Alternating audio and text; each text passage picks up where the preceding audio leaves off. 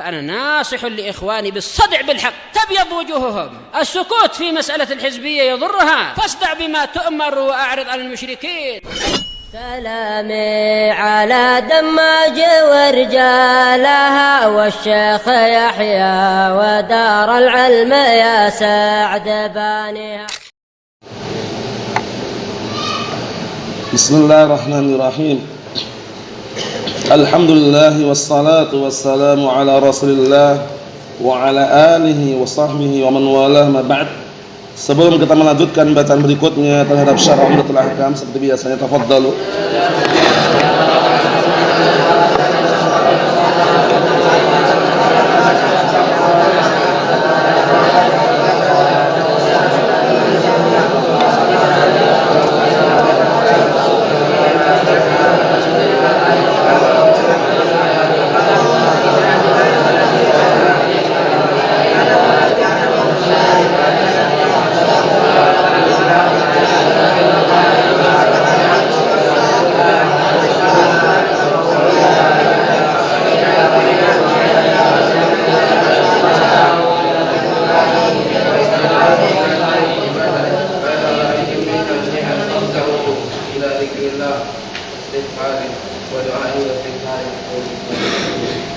Na'am, ahsantum barakallahu fiik, a'anakumullah. Na'am barakallahu fiikum. Kita lanjutkan, disimak baik-baik. Halaman 338. Potongan ayat kemarin itu mengenai ngerinya dan betapa dahsyatnya hari kiamat. Wal iyadu billah. Allah Ta'ala berfirman, "Ya ayyuhan nasu taqu rabbakum inna zalzalatas sa'ati syai'un 'adzim." Wahai segenap manusia, bertakwalah kalian kepada Rabb kalian. Sesungguhnya goncangan hari kiamat itu sesuatu yang sangat besar. Goncangannya ngeri.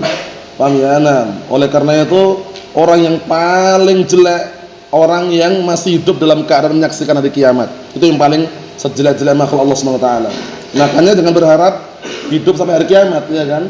Nah, karena itu makhluk yang paling jelek. Ya, disebutkan dalam hadis yang sahih bahwasanya Rasulullah SAW mengatakan, apa itu ayatnya? Hadisnya apa? Hadisnya apa? Ingat itu. La taqumus saa'ah hatta 'ala syirril khalqi 'indallah. Atau semakna itu ya. Tidak akan tegak hari kiamat sampai di muka bumi tinggal orang-orang yang jahat, orang-orang yang jelek di sisi Allah Subhanahu wa taala. Atau inna syirril khalqi 'indallahi man yudrikumus saa'ah wa hum ahya'. Atau orang yang paling jelek di sisi Allah Ta'ala adalah orang-orang yang menyaksikan hari kiamat dalam keadaan mereka masih hidup. Karena hari kiamat ngeri sekali ya, goncangannya dahsyat sekali. Idza zulzilatil ardu zilzalaha wa akhrajatil ardu athqalaha wa qala al-insanu ma laha idza syamsu kuwirat wa idzan nujumu kadarat. Ketika matahari dilipat, gulung, kemudian bintang berjatuhan. Idza sama'u fatarat wa idzal kawakibu intatharat. Ketika langit sudah mulai terbelah, kemudian bintang berjatuhan, dan semuanya ngeri intinya. Paham ya? Nah, ngeri keadaannya, ngeri sekali. Rasulullah as-salamatu al-afiyah. Kita lihat bagaimana gambarannya. Yauma tarawnaha tadhalu kullu murdi'atin amma arda'at wa tad'u kullu dhati hamlin hamlaha wa taran nasa sukara wa ma hum bisukara walakin 'adzaballahi syadid. Perhatikan baik-baik di situ. Di hari tersebut kalian melihat setiap ibu yang menyusui anaknya, dia lupa dengan apa yang dia susui, langsung lupa seketika, padahal sedang menyusui anaknya ini. Guncangan hari kiamat sangat dahsyat tersebut. Kemudian juga seorang ibu yang sedang hamil itu langsung keguguran seketika karena guncangan dahsyat hari kiamat ini. Dan kau melihat manusia seakan-akan mereka mabuk padahal mereka tidak mabuk, akan tapi azab Allah Ta'ala yang sangat pedih. Itulah keadaan hari kiamat. Kisahnya panjang lebar, yang tentunya sebelum-sebelumnya ada tanda-tanda yang kubra, ada yang sughra. Yang sughra beberapa yang kita lewati, yang kubra nanti di akhir zaman ada Dajjal. Kemudian setelah Dajjal apa? Ya'juj Ma'juj. Itu tanda-tanda hari kiamat kubra. Kemudian nanti kalau terbitnya matahari dari arah barat, Allahu musta'an, ngeri sekali barakallahu fiik. Qaluhu hatta atal masjidah, hingga beliau mendatangi masjid. Ketika itu gerhana apa? Gerhana matahari, beliau sempat kaget. Bangkit kaget, jangan-jangan adzan akan terjadi hari kiamat. Karena kan fenomena yang berubah kan, semula terang tiba-tiba ada gerhana. Jadi sempat beliau takut, khawatir ada terjadi hari kiamat. Hingga beliau mendatangi masjid fihi an asla fil jamaah an takuna fil masjid sahih. Bahwasanya hukum asalnya salat jamaah itu di mana? Di masjid. Apalagi salat 5 waktu bagi laki-laki yang tidak ada udzur syar'i, enggak boleh salat di rumahnya. Nah, ya, dia harus datang ke masjid bagi laki-laki yang tidak punya udzur syar'i. Kalau bagi perempuan yang afdal di rumah salatnya. Di rumah pun yang paling afdal di mana? Di dalam kamarnya banyak. Itu perempuan. Tapi kalau laki-laki sudah sehat, badannya kuat, jaraknya dekat, enggak ada udzur syar'i, kok enggak berangkat ke masjid? Haram. Kenapa haram barakallahu fiik? Karena banyak dalil yang menjelaskan tentang wajibnya bagi kaum lelaki salat mana? Salat jamaah di masjid. Satu. Di antaranya kisah seorang sahabi yang buta waktu itu. Nah, barakallahu fiik, kemudian mengatakan kepada Rasulullah, "Ya Rasulullah," kepada Rasulullah SAW, "Ya Rasulullah, inni rajulun a'ma." Sesungguhnya aku adalah seorang laki yang buta dan tidak ada orang yang siap menuntunku untuk ke masjid. Naam ya, naam. Akhirnya di awal permulaan ngasih udzur. Kalau begitu salat di rumah. Falamma qafada'a, ketika orang itu berpaling mau pergi dipanggil lagi. Dipanggil oleh Rasulullah SAW, kemudian Rasulullah mengatakan, "Hal tasma'un nida?" Atau dalam riwayat, "As-sami'tan nida?" Apakah kamu mendengar suara adzan? Kemudian kata orang tadi, "Na'am." Kalau demikian penuhilah panggilan tersebut. Penuhilah panggilan adzan. Maksudnya buta saja suruh datang ke masjid, bayangkan itu. Apalagi sudah enggak buta, rumahnya dekat, enggak ada udzur syar'i, kemudian badan sehat, kuat, kekar lagi. Enggak berangkat ke masjid, Allahul musta'an. Paham ya? Banyak seperti itu kan, rumahnya dekat dengan masjid. Jaraknya enggak sampai 10 meter lah jaraknya. Tapi kan lemahnya keimanan dia enggak berangkat. Bayangkan itu. Kalau enggak berangkat dia sholat di rumah pun bisa dikatakan masih mending dia sholat. Ini enggak sholat. Allah mesti KTP itu tema agamanya apa? Islam. Ya kan? Kalau tanya agamanya apa, Pak? Islam. Tapi kok enggak sholat? Allahumma sallallahu an yahdihum. Jadi banyak fenomena seperti itu. Jadi laki-laki pada asalnya sholat jamaah, apalagi sholat 5 waktu wajib di masjid. Dalil yang lain, ketika itu Rasulullah SAW sempat berkeinginan untuk membakar rumah orang-orang yang tidak hadir jamaah. Sehingga beliau berkeinginan untuk salah satu menggantikan jadi imam, beliau pergi bersama rombongan para sahabat yang lain membawa apa? Kayu bakar. Wallahi la uharrikuhum buyutahum bin nar, atau semakna itu. Demi Allah, sungguh aku akan bakar rumah-rumah mereka dengan api. Mereka siapa ini? Orang-orang yang tidak hadir jamaah. Makanya kalau antum di markis di Mahat ini kan alhamdulillah masjidnya aja markisnya kan. Nah, sehingga kalau pas liburan itu ya. Liburan janganlah salatnya di rumah bagi laki-laki ya. Semangat menghadiri majelis apa? Taklim kalau dekat rumahnya misalkan. Kalau memungkinkan.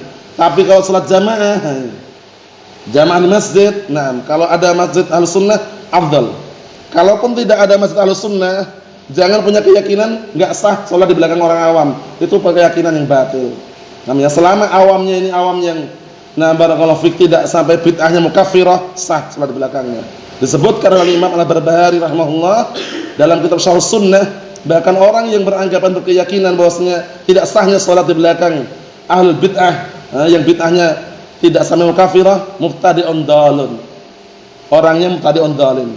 Mubtadi'un dalun, mubtadi' sesat. Kenapa? Karena hukum asalnya sah. Salat di belakang ahli bid'ah yang bid'ahnya bagaimana? Ghairu mukaffirah. Bid'ahnya bukan bid'ah yang sampai tingkatan kekufuran. Seperti bid'ah Rafidhah itu jelas kekufuran itu ya. Bid'ah Jahmiyah jelas kekufuran. Kalau bid'ah yang geleng-geleng kepala itu masih mending.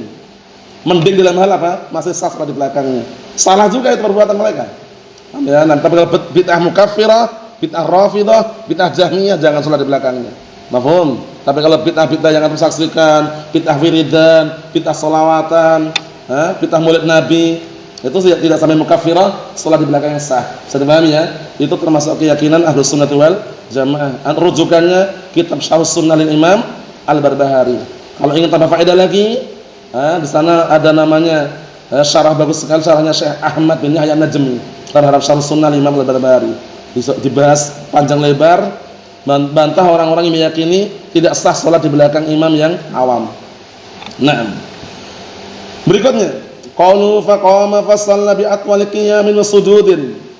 Kemudian beliau berdiri dan salat dengan berdiri dan sujud ruku' yang paling panjang. Yang sebelumnya ma ra'aituhu yaf'aluhu fi sholatihi qattu.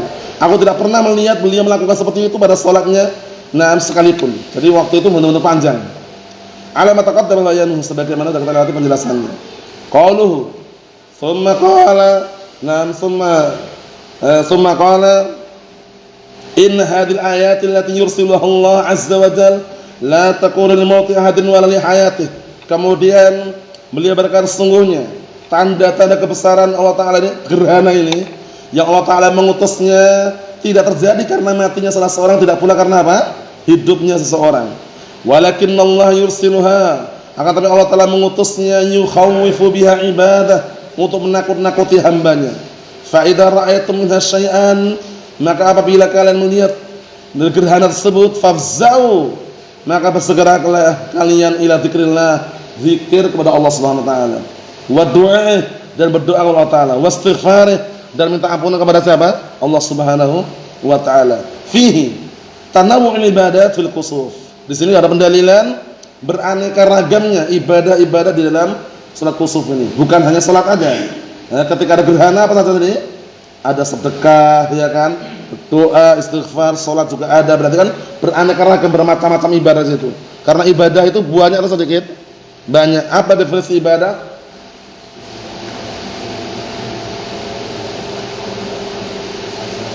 Naam, sebagaimana definisi siapa itu? Syekhul Islam Ibnu Taimiyah rahimahullah, ismun jami'un likulli ma yuhibbuhullah wa yardah min al-aqwali wal a'mal adh-dhahirah wal batinah. Itu definisi dihafalkan. Ismun jami'un, setiap nama yang mencakup likulli ma yuhibbuhullah wa yardah, pada semua perkara yang Allah cintai dan Allah ridhai, min al-aqwal wal a'mal, berupa ucapan-ucapan dan perbuatan-perbuatan adz-dhahirah wal batinah, yang nampak maupun yang tersembunyi. Itu ibadah. Kenapa itu dihafalkan barakallahu fi? Karena kadang-kala ada ibadah yang tidak ada nasnya langsung gitu loh. Paham? Tapi dengan definisi itu ketahuan. Kan ada yang ada nasnya, ad-du'a wal ibadah, itu jelas tuh, doa itu ibadah. Tapi seperti salat, zakat, puasa, antum pernah jumpai dalil nas gitu? As-shalatu ibadatun pernah? Enggak pernah. Az-zakatu ibadatun? Enggak ada juga. As-siyamu ibadatun? Nas gitu enggak ada juga. Terus bagaimana masuknya dalam definisi? Salat, kemudian zakat, puasa, dicintai Allah atau tidak? Dicintai. Diridhoi atau enggak? Diridhoi.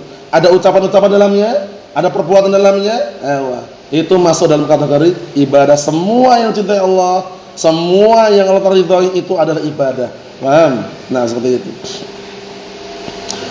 Kita lihat dikit lagi barakallahu fiikum. Wa fihi anna al-luju'a ila Allah azza wa jalla min asbabir raf'il bala' wa daf'ih sahih. Bahwasanya kembali kepada Allah Subhanahu wa taala merupakan sebab diangkatnya bala dan ditolaknya bala. Jadi menolak bala, terangkatnya bala, sebabnya bukan dengan cara apa? Datang ke dukun, bukan datang ke paranormal, bukan datang ke tukang ramal, bukan datang ke tukang santet, tukang sihir, tapi datang langsung kembali kepada Allah Subhanahu wa taala. Ingat-ingat ancamannya, man atakahinan, barang siapa yang mendatangi dukun, kemudian fasaddaqahu bima yaqul, kemudian dia membenarkan apa yang dikatakan dukun, faqad kafara bima unzila ala Muhammad, sungguh dia telah kufur terhadap apa yang diturunkan Allah taala kepada Nabi kita Muhammad sallallahu alaihi wasallam. Lihat itu. Ada juga satu riwayat yang lainnya, man atakahinan, barang siapa yang dia itu mendatangi dukun, ini global dulu ya, lam tuqbal salatuhu arba'ina yawman, tidak terima salatnya selama 40 hari. Bayangkan, datang ke dukun.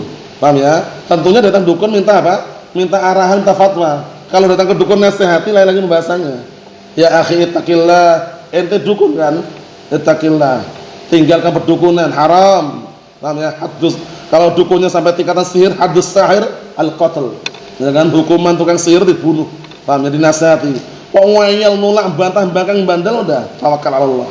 Tinggalkan, jangan datang lagi ke situ. Paham ya? Nah, kalau datang minta arahan, datang minta bimbingan, datang minta apa? Minta petuah, datang minta wejangan, nah itu jangan. Itu nanti pulang-pulang salatnya selama 40 hari enggak diterima.